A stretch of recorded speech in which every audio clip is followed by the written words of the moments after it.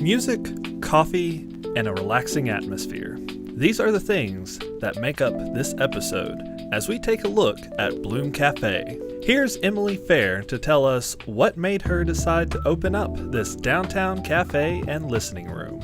I'm originally from Montana, and then I moved to Bristol. We moved here like 16 years ago. My first job was at Java J's when it was down here on the corner. I don't know if you were here for that, but my very first job was at Java J's, and that was a coffee shop. And ever since then, I've been wanting to open one, and I just thought it would be much further on down the road than it is, but I got started a little earlier. So we've been open almost 5 months. The way I got started with this process was I got in touch with the Believe in Bristol grant program that they were doing. And through that, like, I had to submit my application, and then I got into the program. And then once I was in, you went through 9 weeks of business courses. And then after that, I had to do kind of like a Shark Tank pitch. And then I won, which was amazing. And that put me in touch with the right people, and networking was such a big part of this. But there were so many people that were really supportive.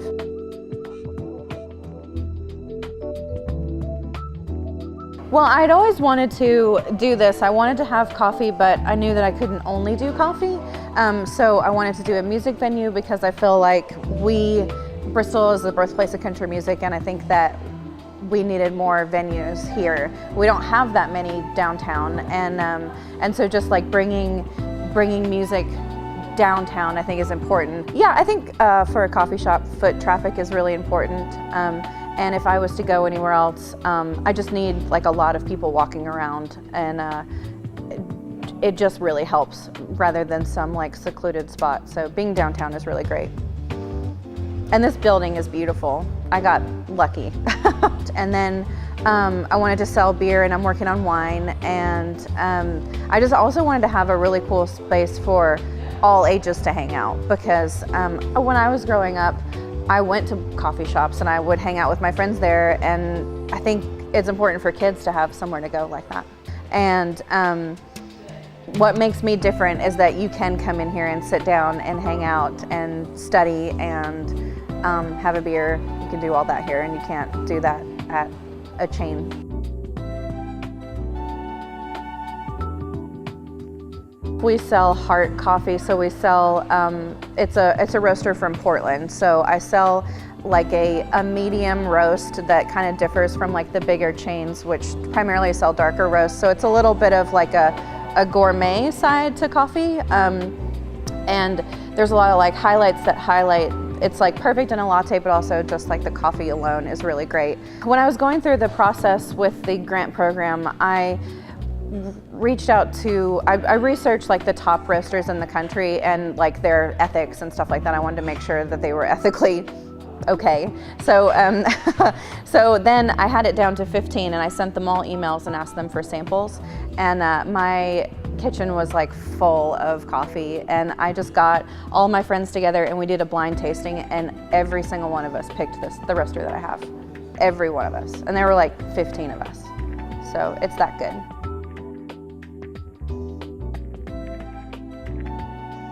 I mean, we've been starting different events down here. So on Monday nights we have trivia every night, and we have such a big turnout for trivia. It's been really fun. This Monday we had Lord of the Rings trivia, and I have never seen, there were a lot of people that came in that I had never seen before.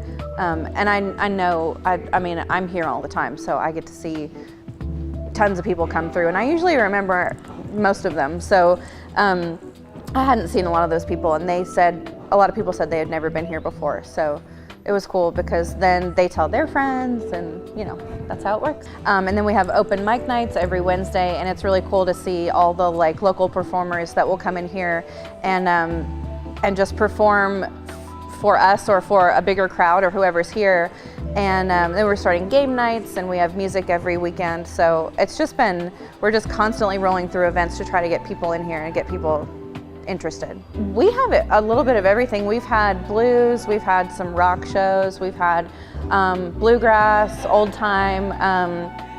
we're working on like an opera one. So I mean, anything really. I'm open to pretty much anything down here. So I think the more diverse we can get, the bigger like our community will be downtown. So.